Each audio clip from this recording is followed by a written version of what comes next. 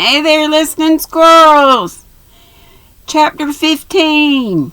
Tuppence receives a proposal. Julia sprang up. What? I thought you were aware of that.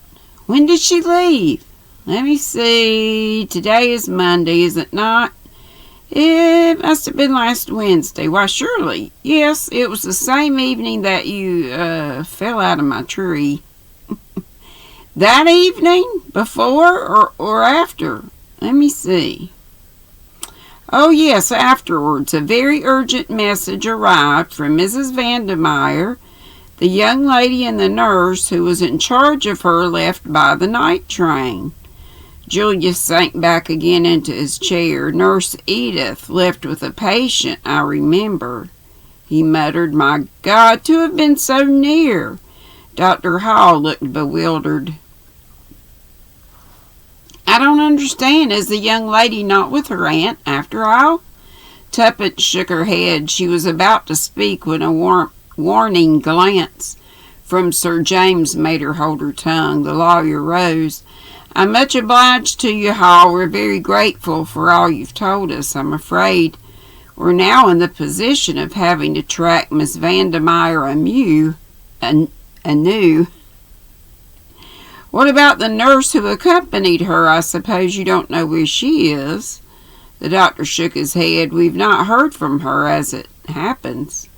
I understood she was to remain with Miss Vandermeyer for a while, but what can have happened? Surely the girl has not been kidnapped.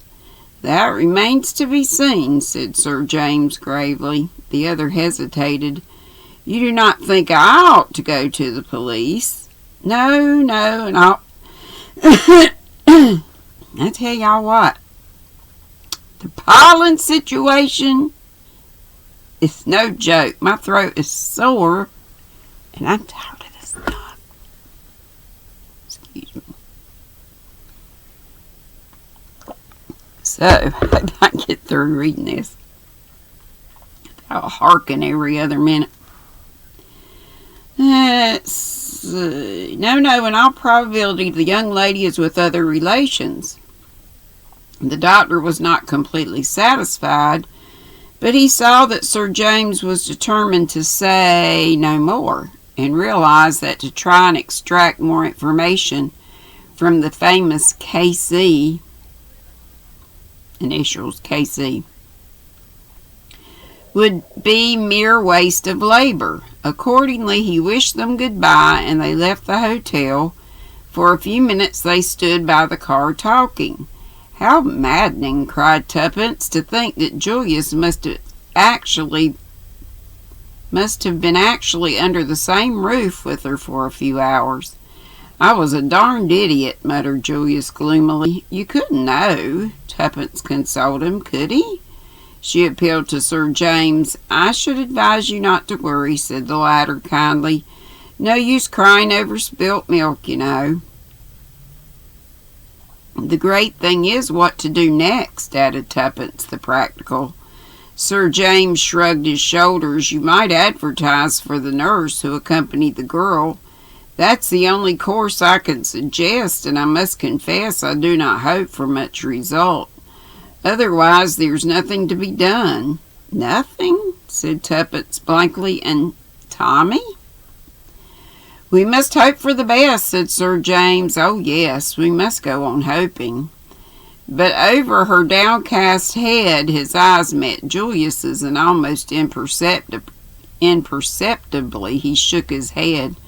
Julius understood. The lawyer considered the case hopeless. The young American's face grew grave. Sir James took Tuppence's hand. You must let me know if something further comes to light. Letters will always be forwarded. Tuppence stared at him blankly. You're going away? I told you, don't you remember? To Scotland. Yes, but I thought... The girl hesitated. Sir James shrugged his shoulders. My dear young lady, I can do nothing more, I fear. Our clues have all ended in thin air. You can take my word for it that there's nothing more to be done. If anything should arise, I shall be glad to advise you in any way I can." His words gave Tuppence an extraordinarily desolate feeling. "I suppose you're right," she said. "Anyway, thank you very much for trying to help us. Goodbye." Julius was bending over the car. A momentary pity came into Sir James's keen eyes as he gazed into the girl's downcast face. "Don't be too disconsolate, Miss Tuppence," he said in a low voice. "Remember, holiday time isn't always all playtime. One sometimes manages to put in some work as well." Something in his tone made Tuppence glance up sharply. He shook his head with a smile. "No, I shan't say any more great mistakes to say too much. Remember that. Never tell all you know, not even to the person you know best. Understand? Goodbye." He strode away. Tuppence stared after him. She was beginning to understand Sir James' methods. Once before he had thrown her a hint in the same careless fashion. Was this a hint? What exactly lay behind those last brief words? Did he mean that all in all? Did he mean that? No. Did he mean that, after all, he had not abandoned the case, that secretly he would be working on it still while? Her meditations were interrupted by Julius, who had adjured her to get right in. Get right in? What's this? "You're looking kind of thoughtful," he remarked as they started off. "Oh, get in the car." "Did the old guy say anything more?" Tuppence opened her mouth impulsively and then shut it again.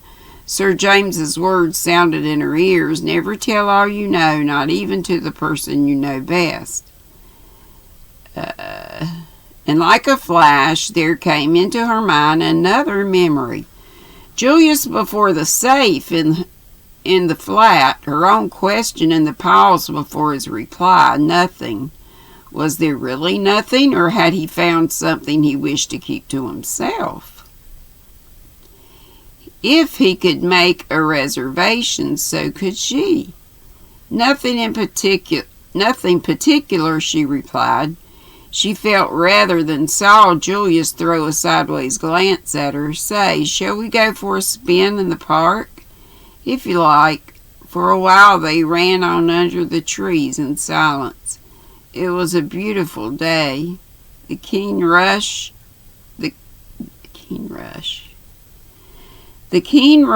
through the air brought a new exhilaration to Tuppence. "Say, Miss Tuppence, do you think I'm ever going to find Jane?" Julius spoke in a discouraged voice. The mood was so alien to him that Tuppence turned and stared at him in surprise. He nodded. "That's so. I'm getting down and out over the business. Sir James today hadn't got any hope at all. I could see that. I don't like him. We don't get together somehow, but he's pretty cute, and I guess he wouldn't quit if there was any chance of success, now would he?" Tuppence felt rather uncomfortable, but clinging to her belief that Julius had withheld something from her, she remained firm. "He's suggesting advertisement in the Nurse," she reminded him. Yes, such a forlorn hope flavor to his voice. "No, I'm about fed up. I've half a mind to go back to the States right away." "Oh no," cried Tuppence. We've got to find Tommy." "I sure forgot Beersford," said Julius contritely. "That's so. We must find him, but I've been daydreaming ever since I started on this trip. And these dreams are rotten poor business. I'm quit of them. Say, Miss Tuppence, there's something I'd like to ask you." "Yes, you and Beersford. What about it?" "I don't understand you," replied Tuppence with dignity, adding rather Lord, I can't say the word. Inconsequently. And anyway, you're wrong. Not got a sort of kindly feeling for one another? Certainly not, said Tuppence with warmth. Tommy and I are friends, nothing more. Well, I guess every pair of lovers has said that sometimes or other, observed Julius. Nonsense, snapped Tuppence. Do I look the sort of girl that's always falling in love with every man she meets? You do not. Wait a minute. You do not. You look the sort of girl that's mighty often getting fallen in love with. Oh, said Tuppence, rather taken aback. That's a compliment, I suppose? Sure, now let's get down to this. Supposing we never find Beresford and all right, say it, I can face facts. Supposing he's dead. Well, and all this business fiddles out, what are you going to do? I don't know, said Tuppence forlornly. You'll be darned lonesome, you poor kid. I shall be all right, snapped Tuppence with her usual resentment of any kind of pity. What about marriage? Inquired Julius. Got any views on the subject? I intend to marry, of course, replied Tuppence. That is if. She paused, through a momentary longing to cling back, and then... Wait a minute.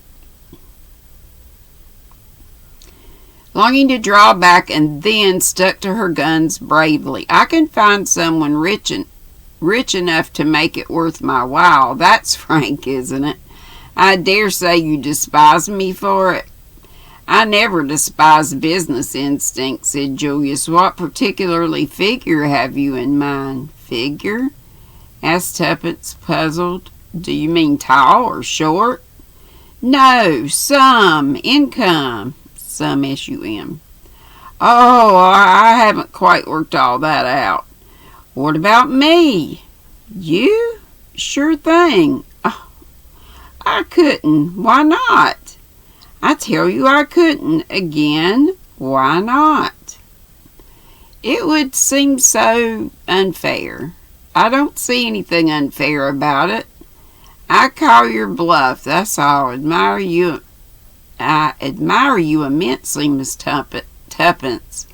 More than any girl I've ever met. You're so darned plucky. I'd just love to give you a real rattling good time. Say the word and we'll run round right away to some high-class jeweler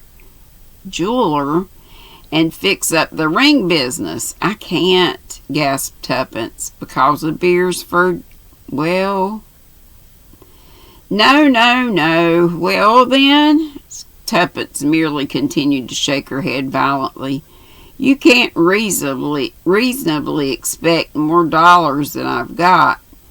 Oh, it isn't that, gasped Tuppence with an almost hysterical laugh, but thanking you very much and all that, I think I'd better say no.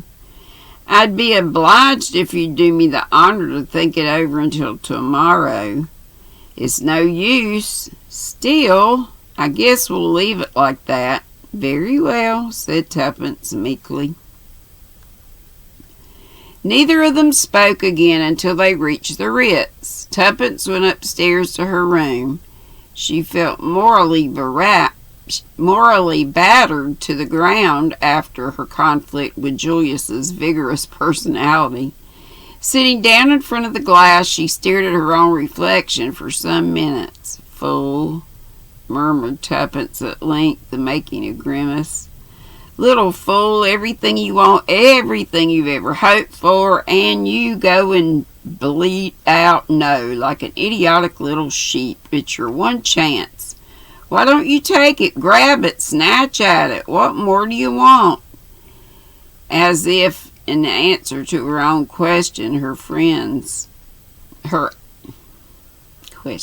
eyes fell on a small snapshot of Tommy that stood on her dresser table in a shabby frame. For a moment she struggled for self-control. Her lips,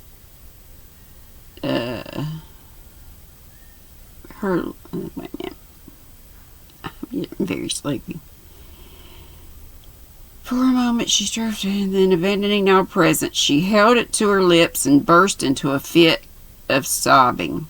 "Oh, Tommy, Tommy," she cried, "I do love you so, and I may never see you again."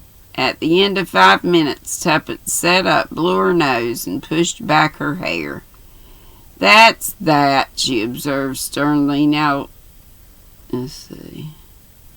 That's that," she observed sternly. "Let's look facts in the face. I seem to have fallen in love with an idiot of a boy who probably doesn't care 2 straws about me." Here she paused.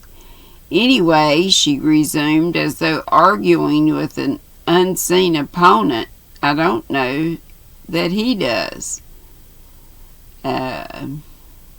He'd never have dared say so. I've never jumped on sentiment, and here I am being more sentimental than anybody. What idiots girls are! I've always thought so. I suppose I shall sleep with this photograph under my pillow and dream about him all night. It's dreadful to feel you've been false to your principles." Tuppence shook her head sadly as she reviewed her backsliding. "I don't know what to say, Julius. I'm sure, oh, what a fool I am. Feel. I'll have to say something. He's so American, and thoroughly he'll insist upon having a reason. I wonder if he did find anything in the safe." Tuppence's meditations went off on another tack. She reviewed the events of last night carefully and persistently. Somehow they seemed bound up with Sir James's enigmatical words. Suddenly she gave a great start. The color faded out of her face. Her eyes, fascinated, gasped in front of hers. The pupils dilated. "Impossible," she murmured. "Impossible. I must be going mad. Even to think of such a thing. Monstrous. Yet it explained everything." After a moment's reflection, she sat down and wrote a note, weighing each word as she did so. Finally, she nodded her head as though satisfied and slipped it into an envelope which she addressed to Julius. She went down to the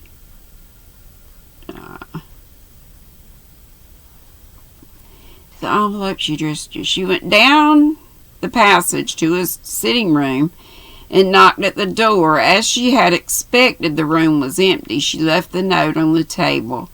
A small page boy was waiting outside her own door when she returned to it.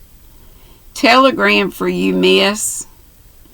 Tuppence took it from the salver and tore it open carelessly. Then she gave a cry. The telegram was from Tommy. And guess what?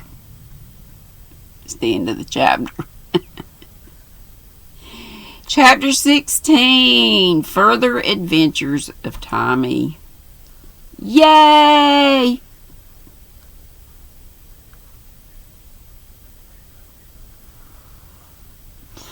I better charge this thing up. Y'all have a good night. Hey, it's almost 7 o'clock. Tuesday evening, March 29th.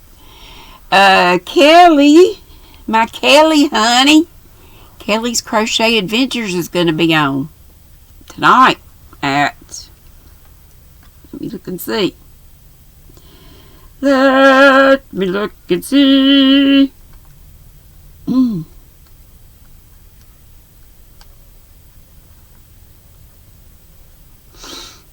Kelly's Crochet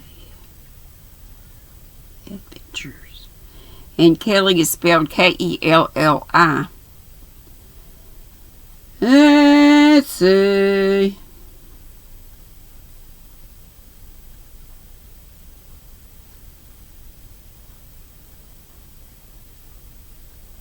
I want to say.